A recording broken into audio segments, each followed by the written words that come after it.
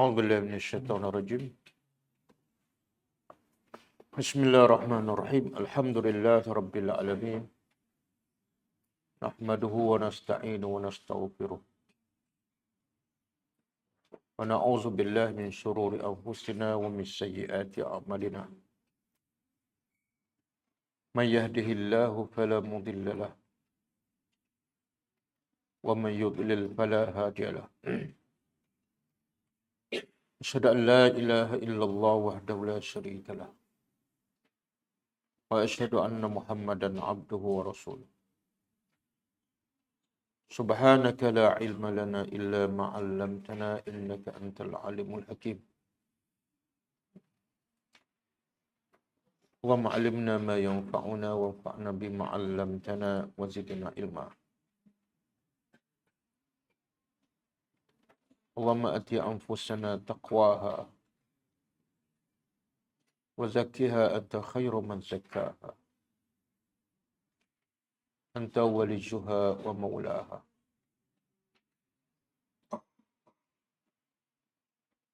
رب يسر ولا تؤسر. رب تمم بالخير. أما بعد. InsyaAllah kita sambung tadabbur surah Al-Qasas.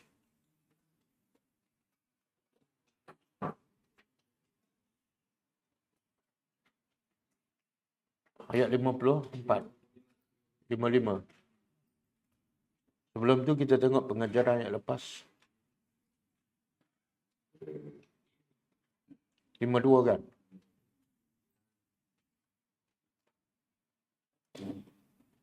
A'udzubillahi minasyaitonirrajim. Allazina atainahumul kitab min qablihi hum bihi yu'minun. Maksudnya orang-orang yang kami telah memberi kepada mereka kitab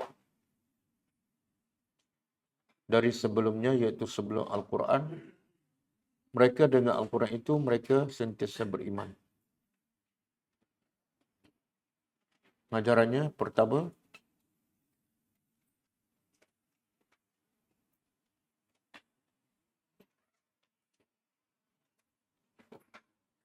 bukan semua ahli kitab kufur dan menolak Al-Quran.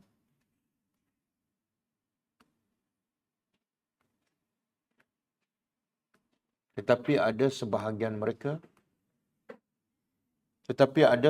mereka yang beriman dengan Al-Quran dan Rasulullah sallallahu alaihi wasallam.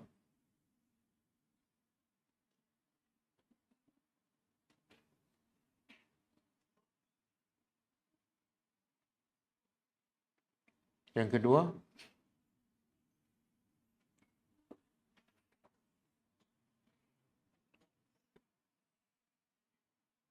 Allah Maha Adil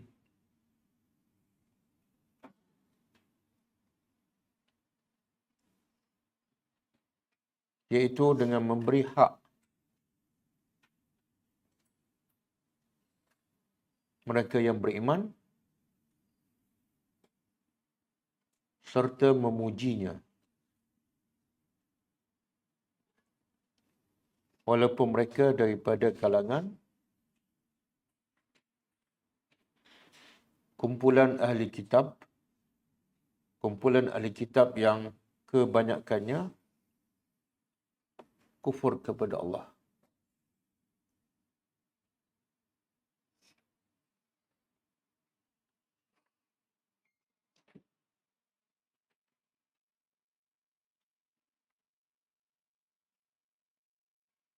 Yang ketiga,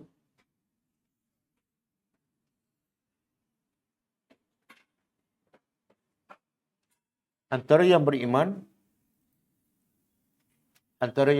daripada Yahudi ialah Abdullah bin Salam,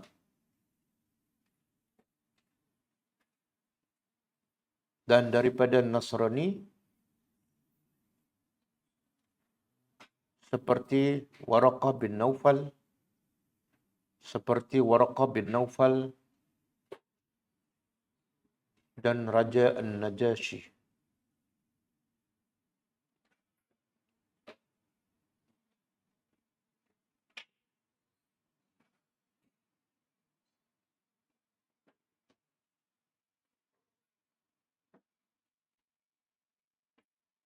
Yang kelima, yang keempat, sifat Nabi sallallahu alaihi wasallam,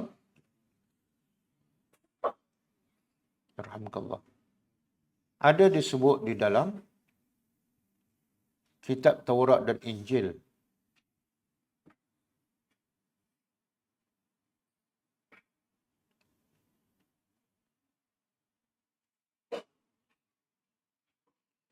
Yang antara penyebab utama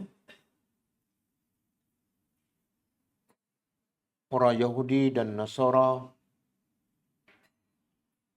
beriman kepada Al-Quran.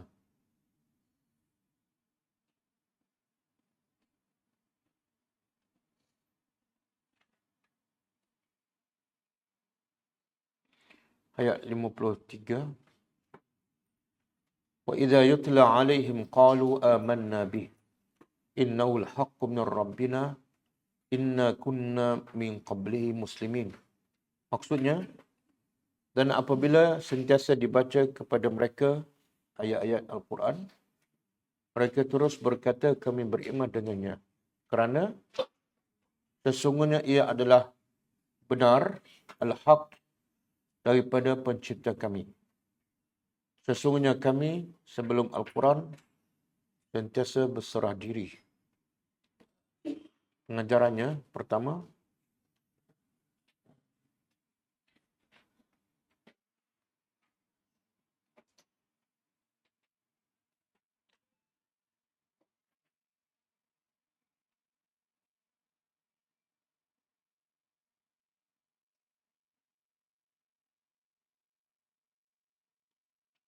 Allah memuji ahli kitab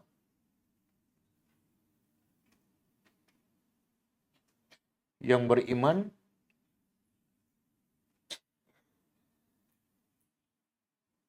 dengan setiap ayat-ayat Al-Quran, dengan setiap ayat Al-Quran yang dibaca kepada mereka.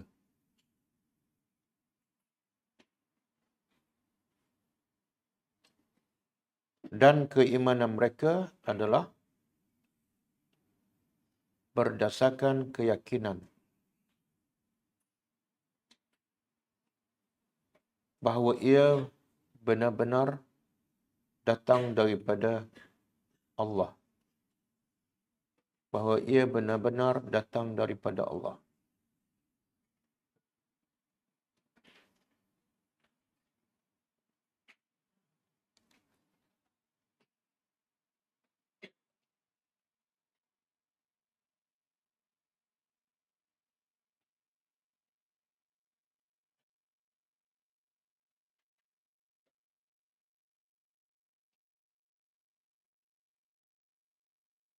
Yang kedua, syarat untuk beriman dengan Al-Quran ialah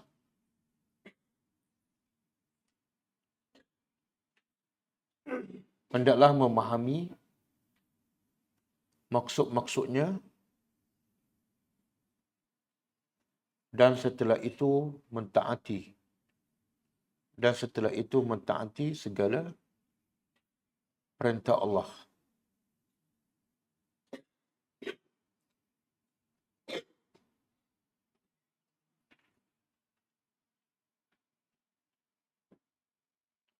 Yang ketiga,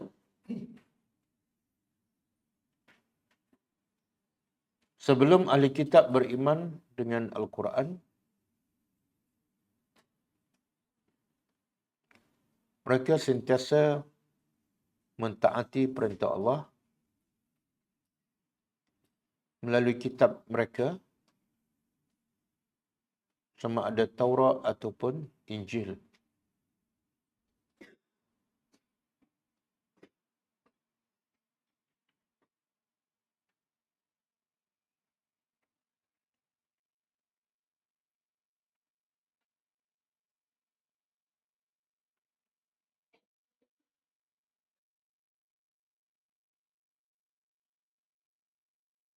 Yang kelima.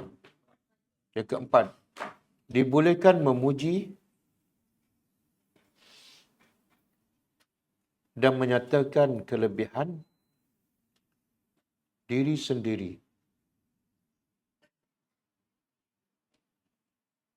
selagi mana ia tidak membawa kepada kesombongan dan ia membawa kepada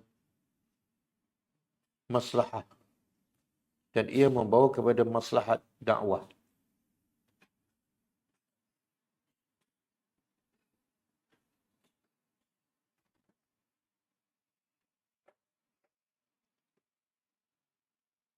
Kan? Apa yang ahli kitab puji diri sendiri dalam ayat yang semalam? Dulu kami adalah orang yang muslimin. Itu memuji diri sendiri.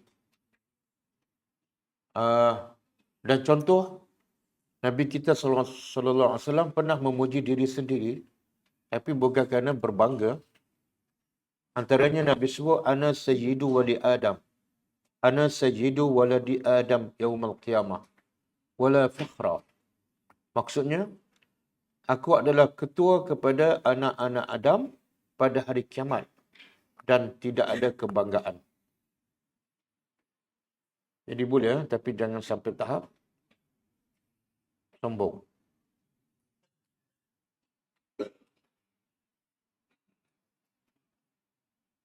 Dah habiskan? 54. 54. A'udzubillahi minasyaitonir rajim. Ulaika yu'tawna ajrahum marrataini bima sabaru wa yadra'una bil hasanati sayyi'ah wa mimma razaqnahum yunfiqun. Maksudnya mereka itulah, iaitu ahli kitab yang beriman dengan Al-Quran, diberi ganjaran 2 kali disebabkan kesabaran mereka dan sifat mereka juga mereka sentiasa menolak kejahatan dengan kebaikan. Dan mereka sentiasa menginfakkan harta yang kami beri rezeki pada mereka.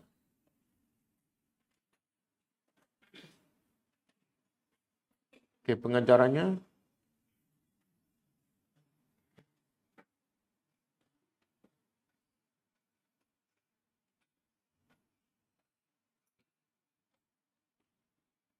pertama,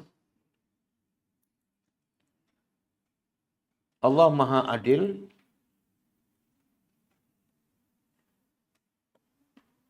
iaitu memberi ganjaran pahala 2 kali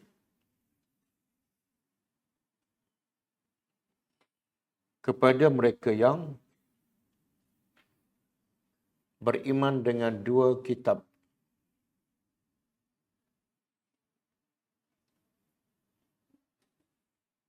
Sama ada kitab Taurat atau Injil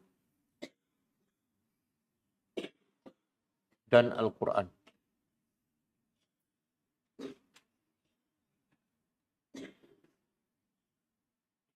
Yang kedua, ganjaran pahala adalah berdasar kepada kadar amalan seseorang. Apabila amalannya banyak dan bernilai, maka pahalanya juga banyak dan bernilai.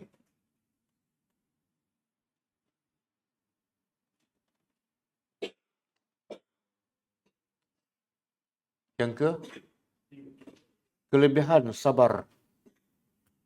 Kelebihan sabar yang menjadi punca utama manusia mendapat ganjaran pahala dan syurga Allah.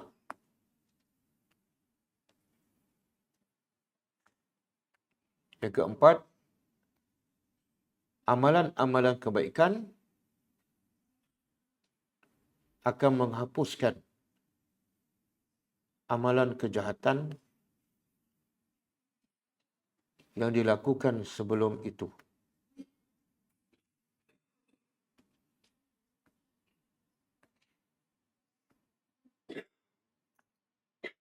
Yang kelima,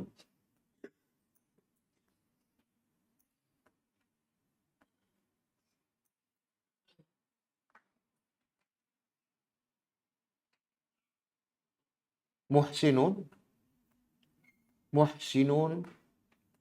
iaitu orang-orang yang berbuat baik kepada orang lain. Orang-orang yang berbuat baik kepada orang lain akan sentiasa membalas kejahatan orang lain dengan kebaikan.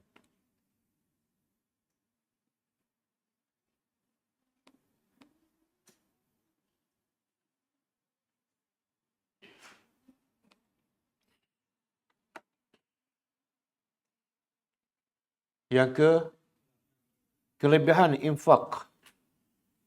Kelebihan infak pada jalan Allah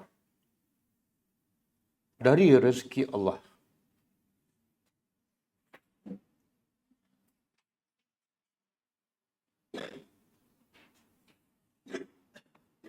Bahkan ia adalah sifat utama ibadur Rahman.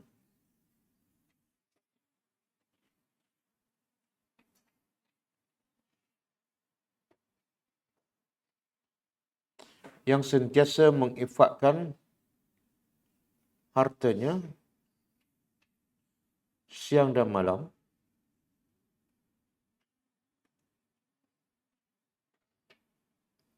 sama ada secara rahsia ataupun terbuka.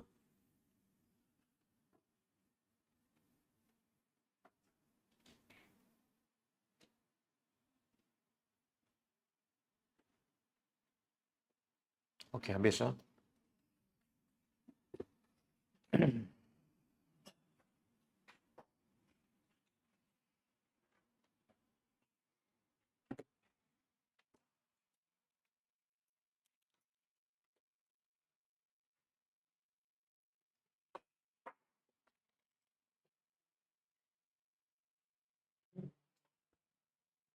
Okey, kaitan ayat 56. Yang ni 55 dengan ayat lepas. Okey, ayat lepas Allah cerita pasal apa? Allah puji ahli kitab. Antara sifat yang Allah puji ahli kitab pertama,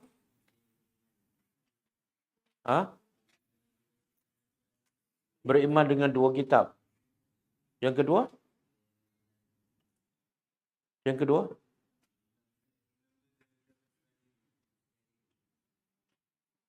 infak. Kan? Suka infak.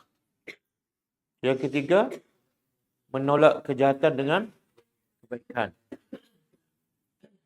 Okey. Itu Allah puji amalan kebaikan mereka. Hari ini, Allah nak sebut pula bagaimana sikap ahli kitab yang beriman dengan Quran bila berdepan dengan musuh. Islam itu lengkap. Bukan hubungan dia dengan Allah saja, tapi hubungan dengan manusia. Okey. Antaranya ialah auzubillahi minasyaitanir rajim wa iza, dan apabila sami'u, mereka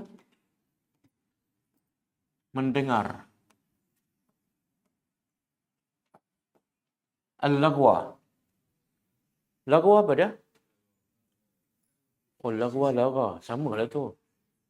Buang alif lam je. Melayu dia panggil laga kan? Bahasa Arab al-lagwu.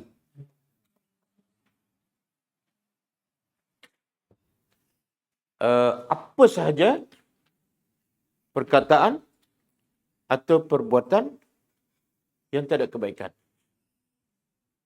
Apa sahaja perkataan atau perbuatan yang tidak ada kebaikan. Sama ada ia memang perbuatan jahat ataupun perbuatan baik. Semula. Lagwu ialah apa saja perkataan atau perbuatan yang tak ada kebaikan. Sama ada ia asalnya memang buruk ataupun baik. Mana ada perkataan yang buruk ataupun dosa memang tak ada faedah lah. Tapi ada tak perbuatan perkataan yang tidak buruk, tidak dosa, tapi tak ada faedah? Ada. Contoh, sembah kosong. Dia bukan dosa kan? Bukan maksiat. Tapi tak ada faedah. Apa lagi? Main game. Main game dosa ke? Benda baik ke benda buruk? Menjadikan otak cergas kan? Baik kan? Main dam. Dosa ke? Catur. Oh, tak baik. Tak dosa kan? Tapi ada faedah. Lara. Memancing. Iyalah, 3 jam dapat 3 ekor. Bagus tak? Ha? Baik pergi beli pasar kan? Jimat masa. Dia tak dosa, tapi tidak ada faedah. Buang masa. Kalau 3 jam dia hafal Quran, dapat 1 page, dapat 20 tingkat syurga kan? Ini 3 ekor ikan. Ha? Main golf. Dosa ke benda baik? Tak tahu. Adik-adik memang tak tahu. Yang main ni pacik-pacik je. Koprak-koprak kan. Jadi kaedah dia, apa sahaja yang tak ada kebaikan, maka dia adalah lara. Termenung je. Setengah jam buat apa? Fikir nak masak apa ni setengah jam. Itu lara. Okey, apabila mereka mendengar lara. Lara di sini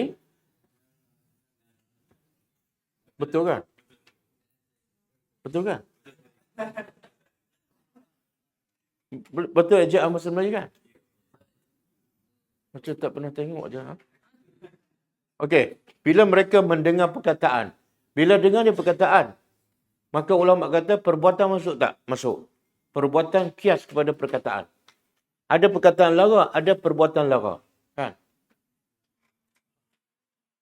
Maka bersikap ahli kitab ni, a'radu. Mereka berpaling.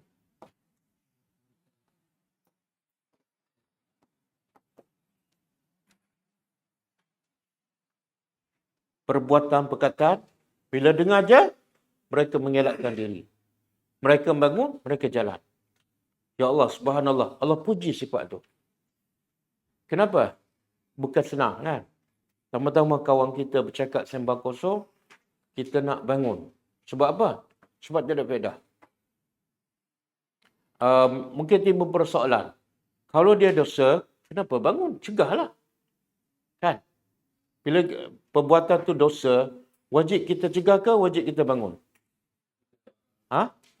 Cegah. Sebab itulah di sini a'radu. Sebab tu ada tafsir ulama mengatakan, lara ni, ada pendapat yang kedua, dia bukan dosa. Dia benda baik tapi tak ada faedah. Sebab tu bila dengar, dia bangun. Dia bukan cegah sebab bukan dosa. Itu pendapat kedua. Tapi kalau dosa, kenapa? Kena cegah. Kalau kita tak mampu, orang yang buat lara tu, besar bodinya. Kan? Garang, panas bara. Kita pula kecil je. Maka cukup dengan benci dalam hati. Okey. Mereka berpaling darinya. Waqalu dan mereka berkata, lana bagi kami a'maluna. Amalan kami walakum, dan bagi kamu amalan-amalan kamu.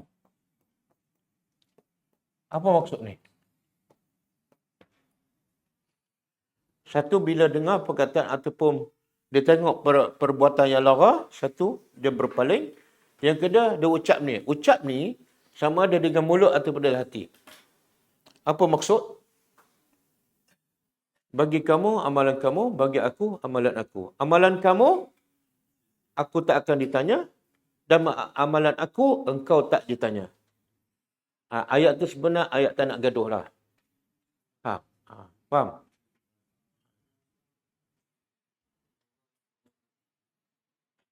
Okey? Bahkan ini Allah puji ahli kitab ni. Sebenarnya sifat tak suka dengan perkataan lara, tak suka buat benda yang tak ada faedah, sebenarnya sifat semua orang beriman. Kalau dia masih ada buat benda lara, cakap benda yang tak ada faedah, dia belum lengkap keimanannya. Dalil apa? Siapa tahu?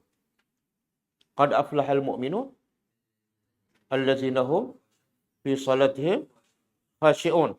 Yang kedua, wallazina hum anil lagwi mu'ridun. Tengok Allah kata. Pertama, sifat orang beriman pada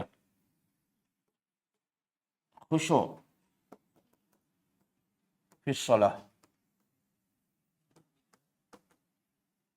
Kan? Qad aflahal mu'minun.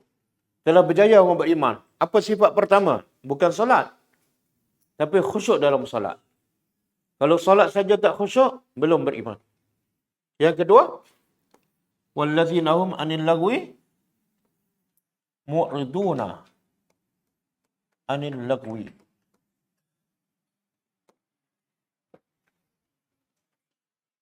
Tengok. Yang pertama, khusyuk dalam solat. Yang kedua, Allah tak sebut zakat ke puasa, tak. Allah sebut jauh daripada perkataan lara ataupun perbuatan lara. Maknanya kalau orang tanya kita, solat awak khusyuk tak? Khusyuk? Bagi bukti. Bukti solat khusyuk di luar pada? Tinggal. Solat khusyuk tapi kat luar, sembang je. Sembang kari kan? Sembang kari. Tapi dia mendakwa solat khusyuk. Tak betul. Solat khusyuk nampak di luar. Iaitu, dia tak akan buat benda sia-sia. Cakap kosong, buat benda-benda tak ada faedah. Okey. Kejadian setiap hari, tukar kedudukan pasu bunga. Kan? Hari ni kat sini, besok kat sini. Lepas tu tukar sofa kan? Tukar kedudukan. Ada makna itu tanda solat tak khusyuk. Boleh?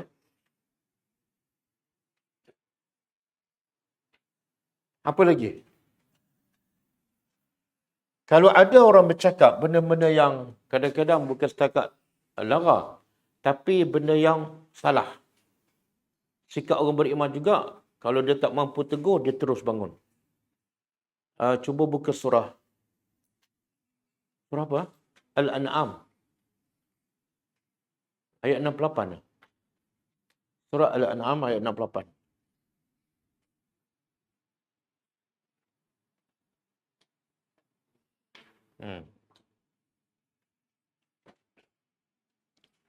Sebab itulah kalau kita belajar Quran, kita faham dan kita buat. Maka hasilnya apa?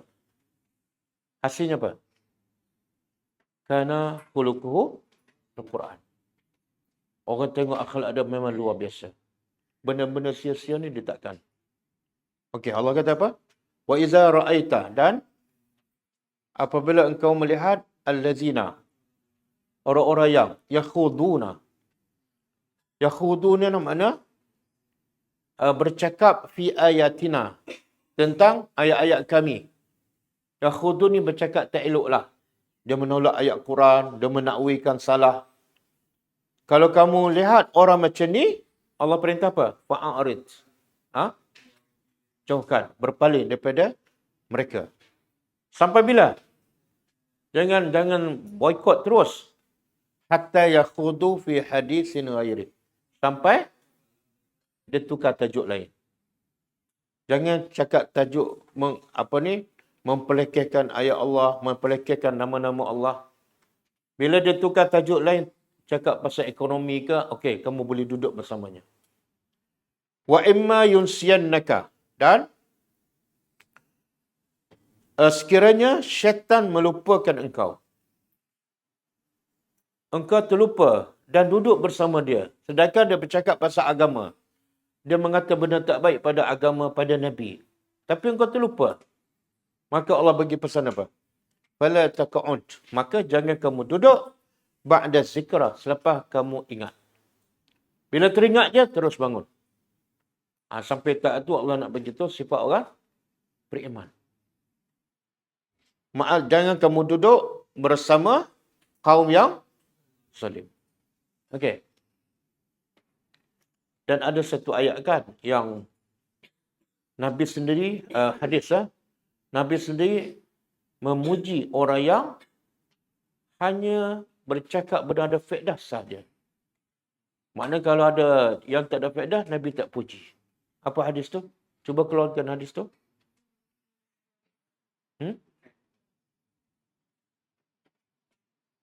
Okay. An Abi Hurairah radhiyallahu anhu an Rasulullah sallallahu alaihi wasallam. Dia berkata, Man kana yu'minu billahi wal yawmil akhir. Barang siapa yang beriman dengan Allah dan hari akhirat. Nabi beritahu, kalau dia betul beriman dengan Allah dan hari akhirat, apa patut dia buat? Fal yakul khairan. Dia akan cakap benda baik saja. Apa benda baik? Lawan dia apa? Lara. Kalau dia lara, dia tak beriman dengan Allah dan hari akhirat. Faham? Sebab tu Allah kata apa? Dalam surah apa ni? Ma yalfizu min qawlin illa ladaihi. Setiap perkataan yang diucap, semua akan dicatat. Jadi orang beriman takut pada hari akhirat. Kalau 10 perkataan setiap hari dan tak ada faedah ataupun dosa, aku nak jawab apa di hadapan Allah. Maka kalau tak ada benda baik, dia liyasmut. Diam. Senang ke susah? Susah. Kan? Bila tengok mulut nak mengomel kan?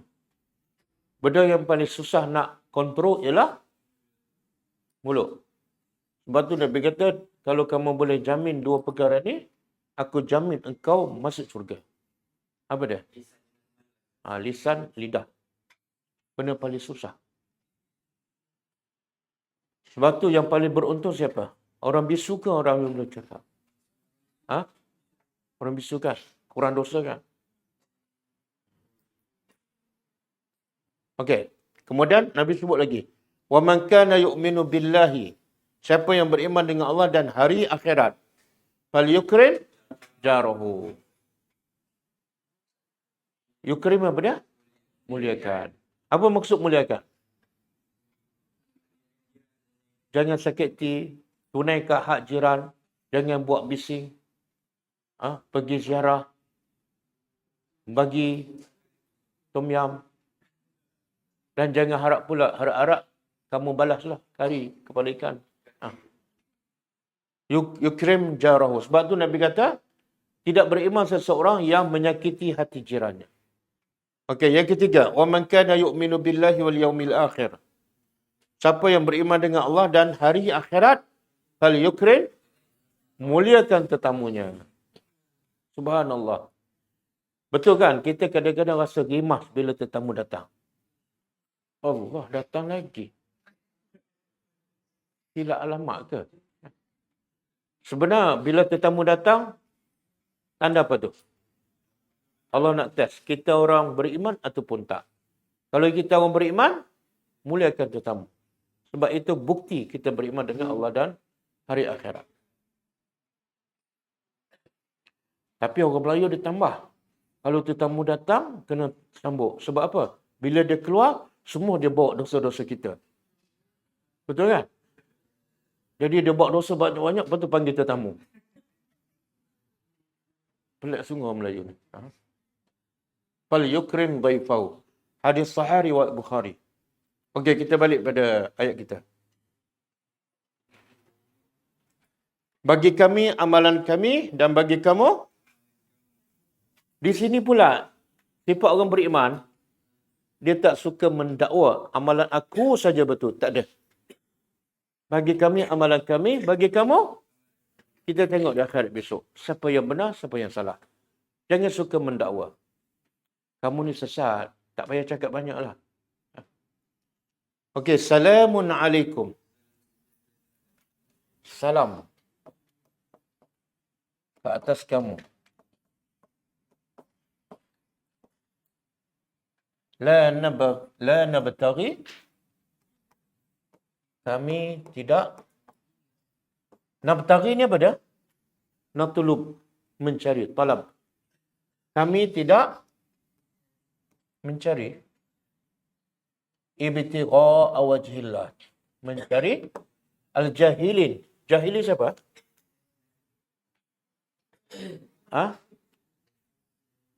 Jahilin. Kalau lawan dia apa dia? Orang berilmu sebenarnya tak tepat. Maksud ayat sini, jahilin bukan lawan orang berilmu. Tapi jahili di sini adalah as-sufahat, orang-orang bodoh. Ataupun bahasa berlapik, orang tak cerdik. Okey, bukan orang tak berilmu. Sebagai contoh,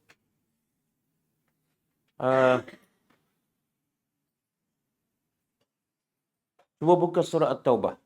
Ayat 113.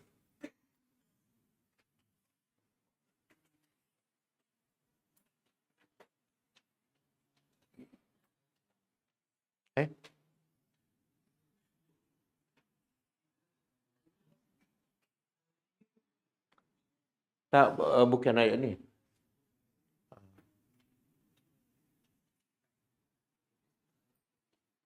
Innamat taubatu 'alal ladzina. Apa? Surah apa? An-Nisa ayat 17. Ayat 17. Okey. Tengok bukti bahawa jahil tu sebenarnya bukan lawan orang yang berilmu, tapi jahil tu menunjukkan orang bodoh. Allah kata apa? Innama at-taubatu. Sesungguhnya taubat itu ke atas Allah, iaitu Allah akan terima taubat bagi siapa? Lillazina ya'maluna. Bagi orang yang melakukan as-su', dosa, kejahatan. Bijahalatin. Apa maksud jahalah di sini? Bijahalah dengan kejahilan tanpa ilmu ataupun disebabkan kebodohan. Disebabkan kebodohan. Apa bukti? Sebab Allah kata Allah akan terima taubat yang buat dosa dalam keadaan dia tak ada ilmu. Bukan tak ada ilmu ni, dia bodoh. Sebab kalau dia buat dosa tanpa ilmu, dia perlu bertaubat tak? Katalah dia tak tahu benda tu dosa. Tiba-tiba dia buat. Dia perlu bertaubat? Tak. Sebab dia tak berdosa. Sebab dia tak ada ilmu. Tapi di sini Allah kata Allah terima taubat orang yang buat dosa dalam keadaan berilmu ataupun tak berilmu. Berilmu. Jadi jahalah di sini bukan makna dia lawan tak berilmu. Di sini jahalah ialah bodoh. Dia ada ilmu tapi dia tetap buat dosa. Itu adalah orang yang bodoh. Sebab tu semua orang yang buat maksiat pada Allah adalah orang yang bodoh dan orang yang tak kenal Tuhan. Walaupun dia ada ilmu banyak, walaupun PhD. Sebab itulah masyarakat Arab Jahiliyah dipanggil apa? Masyarakat? Adakah orang Mekah ni semua tak ada ilmu? Abu Jahal, Abu Lahab. Mereka ada ilmu. Tapi bila mereka lawan Tuhan, mereka tak kenal Tuhan, dipanggil orang bodoh. Satu lagi dalil. sayaqulu sufaha. Sayaqulu sufaha minan nas. Ini surah apa ni? Baqarah ayat 142. Masya Allah. Ingat nak? Terjemah sikit. Telah berkata sayaqulu. Fa'il mudhari' apa tu? Akan berkata. Dia kalau tanpa sin sentiasa berkata. Bila ada sin akan berkata orang bodoh. Siapa orang bodoh ni? Bila Allah akan tukar kiblat daripada Baitul Maqdis ke Kaabah, orang Yahudi akan berkata ataupun orang Yahudi akan pertikaikan. Kenapa Allah kata dia orang bodoh? Orang Yahudi ada ilmu tak? Ada kitab tak? Kenapa Allah kata bodoh? Sebab dia ada ilmu tapi macam orang tak ada ilmu. Siapa saja yang mengingkari perintah Allah, Allah kata safihun kalau seorang. Kalau ramai, sufaha. Okey? Kalau betul-betul tak ada ilmu, dia buat dosa, tak apa. Dia tak perlu bertaubat sebab jahil. Okey.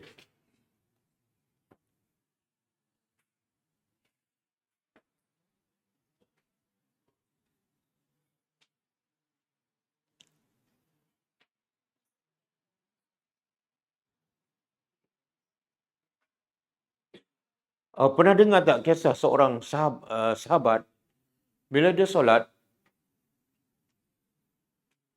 lepas solat dia jumpa Nabi kan? Bagi salam. Nabi cakap apa? Solat semula. Sebab kamu belum solat. Lepas tu dia solat kali kedua, dia datang jumpa Nabi, Nabi kata, solat semula. Kamu belum solat. Dia pun solat kali ketiga. Lepas kali ketiga, dia datang jumpa Rasulullah. Rasulullah pun cakap, solat semula. Kamu belum solat. Akhirnya, dia kata, wahai Rasulullah, aku tak tahu dah. Macam mana cara solat yang betul? 3 kali aku buat, semua kau kata salah. Boleh tak ajar aku? Okey? Kalau salah, solat sebelum dia datang jumpa Rasulullah, semua betul ke salah? Tapi Nabi suruh ulang tak? Kenapa tak? Sebab dia buat dalam keadaan jahil. Tak apa, dimaafkan. Okey. Jadi kami tidak ingin, okey, apa maksud di sini? Salamun alaikum. Apa maksud? Bila jumpa orang apa tadi? Orang apa tadi? Orang yang lara. Satu, dia berpaling. Yang kedua, dia cakap, bagi kami, amalan kami, bagi kamu, amalan kamu. Yang ketiga, salamun alaikum. Ada pendapat pertama, sejahtera ke atas kamu, iaitu kami tak akan cakap benda-benda yang menyakitkan kamu. Kamu akan selamat daripada lidah kami. Faham? Sebab kadang-kadang bila orang buat jahat pada kita, kita mula nak balas balik kan? Ada pula kata aku bodoh.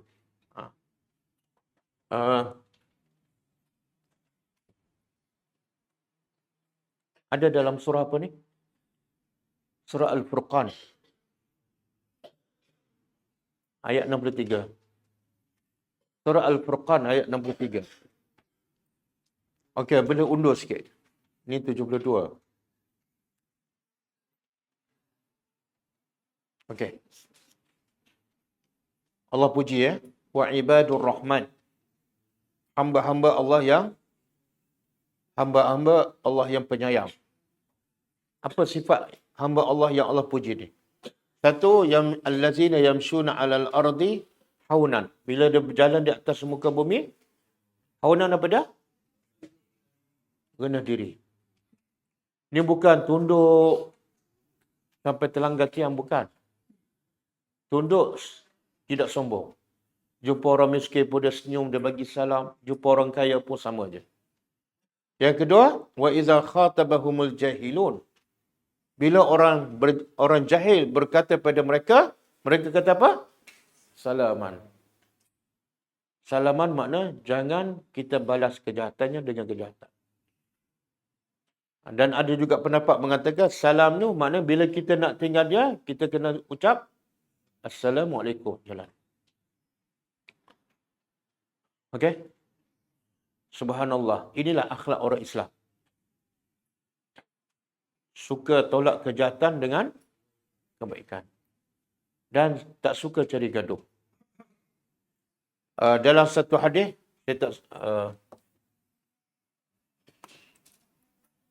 Nabi bagi definisi Muslim. Al-Muslim. Siapa boleh bagi definisi seorang Muslim? Kalau orang tanya, apa makna Muslim sebenar? Kuat sikit.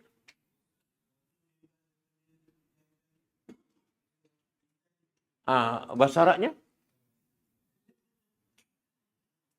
Al-Muslim man salima al-Muslim min lisanihi wa yadihi. Ini hadis sahih. Simple je. Nabi tak kata Muslim ialah yang solat malam. Muslim ialah yang puasa bulan Ramadan. Tak. Muslim ialah apa dia? Orang yang Muslim yang lain salimah, selamat. Muslim yang lain selamat daripada apa? Lidah dia dan tangannya. Muslimlah dia. Kadang-kadang ada sebab tu. Ada tak kita pernah dengar seorang wanita solat malam banyak, puasa sunat banyak, sedekah pun banyak, tapi ahli neraka? Apa sebab? Sebab lidah dia tak selamat. Orang lain tak selamat daripada lidah dia. Ahli neraka. Yarhamkallah. Ini bukan menyakiti orang kan? Dapat doa.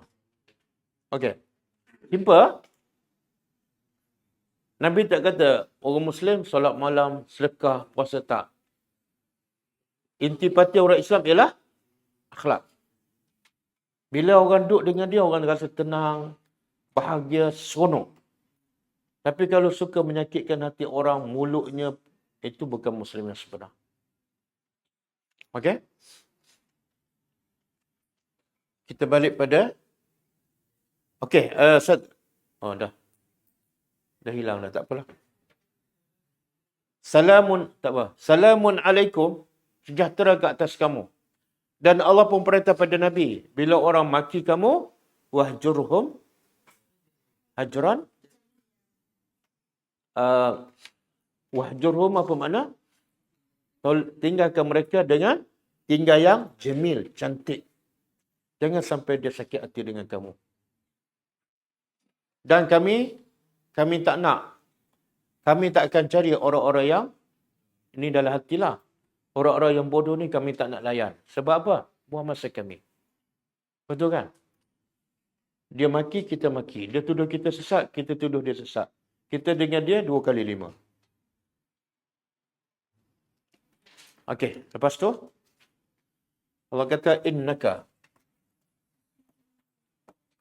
sesungguhnya engkau la tahdi, tidak boleh memberi hidayat. Man, kepada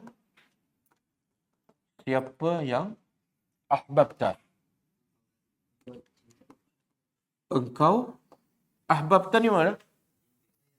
Engkau sayang, engkau cinta. Sayang dengan cinta sama?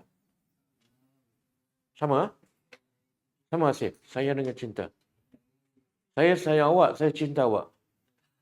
Sama kan? Samalah. Kalau tak sayang mana boleh cinta. Okey. Ayat ni turun bila ni? Bila Abu Talib nak wafat, Nabi ajar dia mengucap, dan sebelah Abu Talib ada 2 orang musyrik. Pembesar musyrikin, iaitu Abu Jahal. Nabi suruh dia ucap, Abu Jahal suruh dia, jangan tukar agama. Ingat nenek moyang kamu. Maka akhirnya Abu Talib mati dalam kafir. Bila mati dalam kafir, Nabi sedih. Pakcik dia yang paling paling sayang pada dia, paling banyak bela dia, paling banyak bantu untuk kerja dakwah dia. Tiba-tiba mati dalam kafir. Maka turun ayat ni, Allah nak pujuk hati Nabi. Apa dia? Kerja bagi hidayat bukan kerja engkau. Engkau sayang macam mana pun, engkau tak boleh bagi hidayat dalam hati seseorang. Cukup. Jadi kalau kita berdakwah, aku tak nak terima. Kalau sedih, ingat ayat ni. Kita dengan pakcik kita, dengan Nabi, dengan pakcik dia. Siapa lebih sayang? Nabi. Tapi Allah kata, itu bukan urusan kamu. Okey. Timbul persoalan. Nabi sayang tak pada pakcik dia, Abu Talib? Sayang ke? Sayang. Soalan, boleh tak orang beriman sayang pada orang kafir? Boleh? Oh, boleh ya? Kita tengok, cuba buka surah Al-Mujadilah. Surah Al-Mujadilah ayat 22.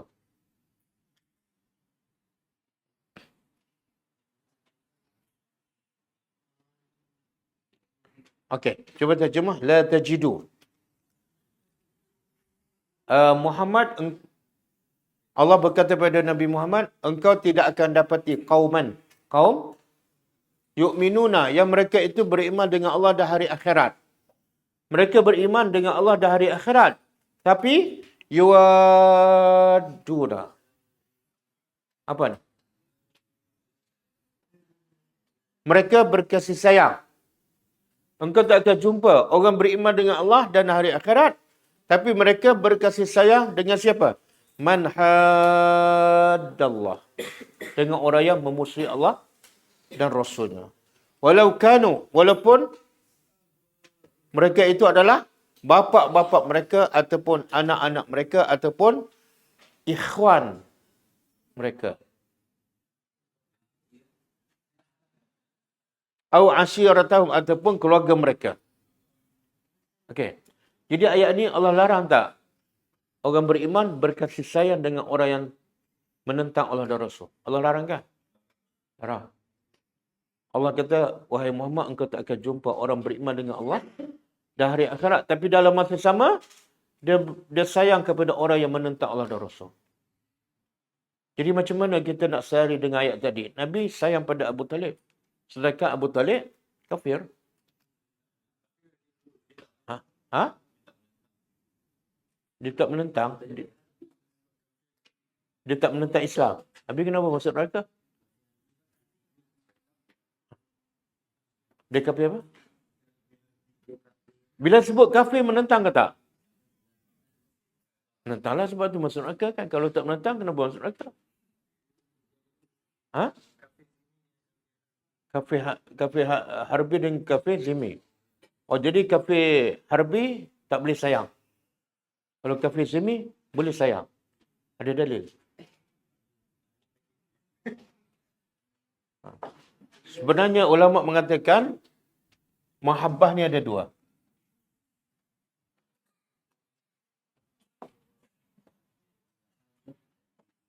Al-mahabbah. Sayang ni ada dua. Satu, tabi'iyah. Yang kedua, sayang syar'iyah.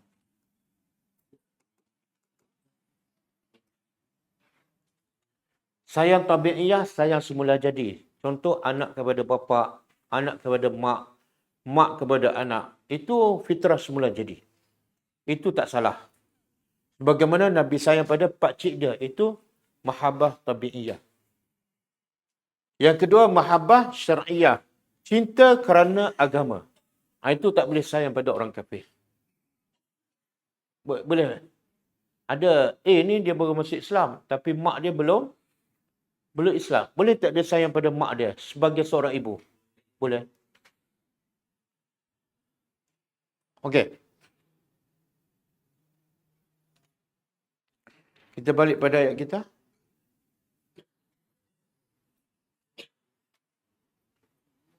Boleh tak tunjuk hadis? Hadis yang panjang. Hadis yang panjang.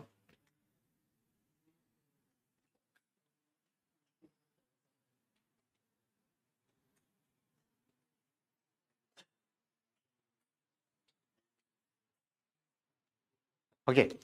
Kita terjemah. Anil Musayyib bin Haznin radhiyallahu anhu, daripada Musayyib bin Haznin, sesungguhnya Abu Talib lah, lamma hadarathul wafat, ketika dia nak wafat, dakhala alaihi Nabi SAW, Nabi masuk ke tempat dia ketika dia nak wafat. Wa indahu, dan sebelah dia ada Pak Jahal, Abu Jahal. Faqal, lalu Nabi berkata, ai ammi, wahai bapa saudaraku, qul la ilaha illallah, sebutlah la ilaha illallah, kalimatan, satu perkataan, wa hajju laka biha indallah, yang akan menjadi hujah kepada engkau bila berdepan dengan Allah. Sebutlah. Maka Abu Jahal, faqala Abu Jahal. Ada dua orang, satu Abu Jahal, yang kedua Abdullah bin Abi Umayyah. Dua-dua ni kontrol. Dia kata apa? Ya Abu Talib, tarrabu am millati Abdul Muttalib. Adakah patut kamu benci pada agama atuk kamu? Tengok. Asabiah keturunan. Kan? Ni agama 7 keturunan. Adakah patut kamu benci? Falam yazala, dan yazala pada kedua-dua ni, Abu Jahal dengan Abdullah bin Abi Umayyah, berterusan mendesak, bercakap kepada Abu Talib, sehingga akhirnya ucapan Abu Talib ialah ala millati Abdul Muttalib. Aku mati di atas agama Abdul Muttalib. Faqala Nabi SAW, maka Nabi pun kata apa? La astaghfiranna laka ma lam unha anhu. Pasti sesungguhnya aku akan minta ampun untuk kamu kepada Allah selagi mana aku tidak dilarang. Tengok, Nabi pun takut. Kalau aku tak dilarang, aku akan minta ampun. Tapi bila dilarang, aku akan stop. Pada salat, maka turunlah ayat ni. Maka nalin Nabi. Cuba terjemah.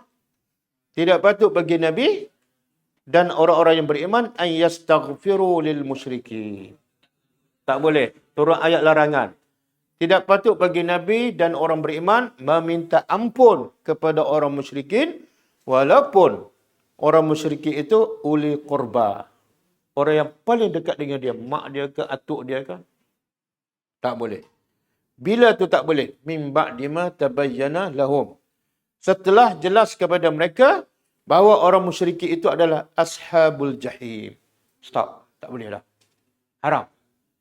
Kalau kita minta ampun kepada orang kafir yang dah mati, hukumnya berdosa.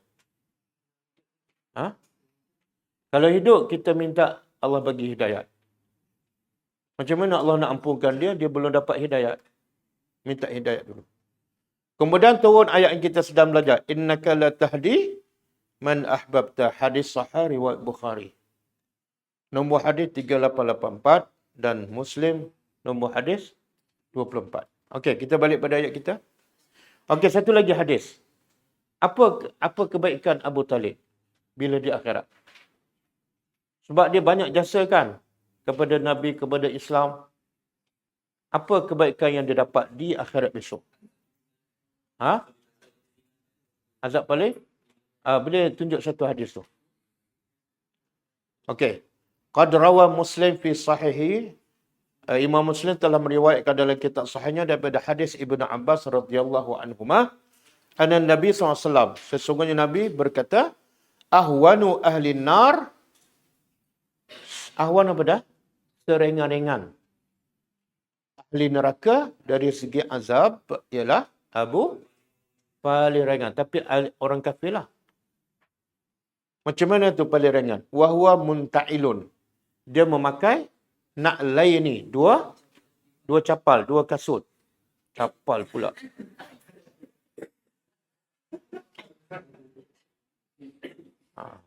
Jangan sebut. Dia memakai dua selipar. Dan selipar tu minar. Pakai selipar daripada api, pakai kat kaki. Kemudian yaghli minhuma, daripada dua kaki menggelegak sampai di maru otaknya. Subhanallah. Wali'azubillah. Pakai kat kaki, menggelegak ke otak. Dia bukan menggelegak kat kepala lutut. Faham tak? Kalau pakai kat kaki, di kepala menggelegak. Yang kat tengah, itu paling ringan.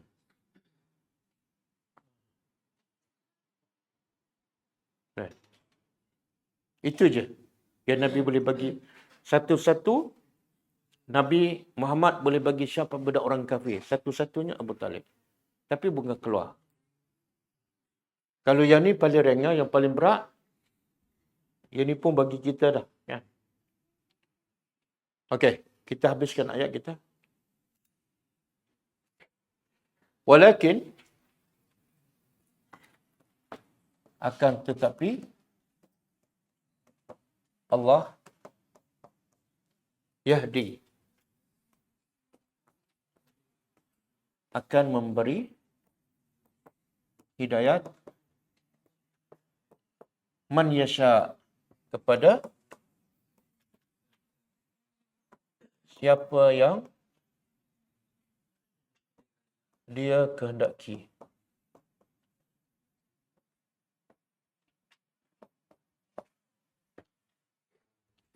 Jadi Allah akan bagi hidayah ikut siapa? Ikut kehendak Allah. Tapi berdasarkan apa? Kehendak kita.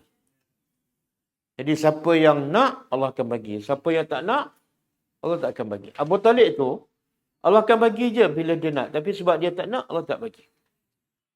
Dan wahuwa a'lamu. Dan dia a'lam apa dia?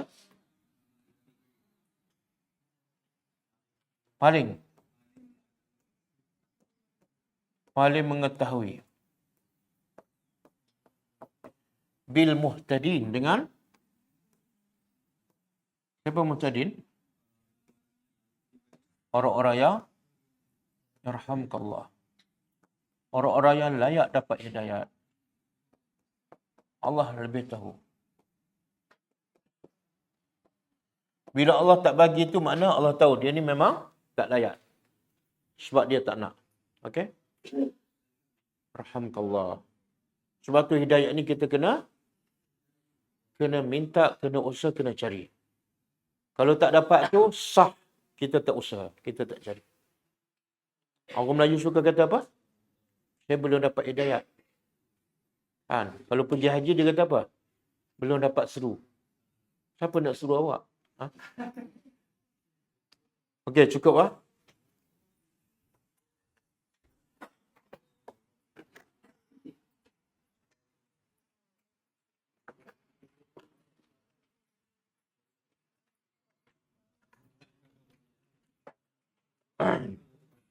InsyaAllah, minggu depan kita buat perubahan sikit jadual. Kelas yang Khamis, kita tukar hari Isnin. Jadi jadual minggu depan, kelas malam, Isnin, Selasa, Rabu. Jadi Khamis tak ada. Okey. Ha?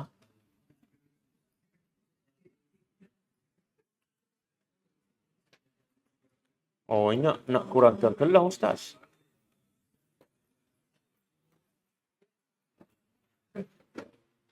Oh, besok ada kelas secara online pukul 10 pagi. Tadabbur surah Al-Hajj. Ha? Okey, kita tutup dengan tasbih kafarah.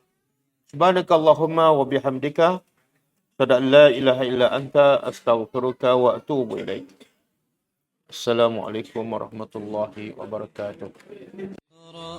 كتاب الله ترق جنانه وتنل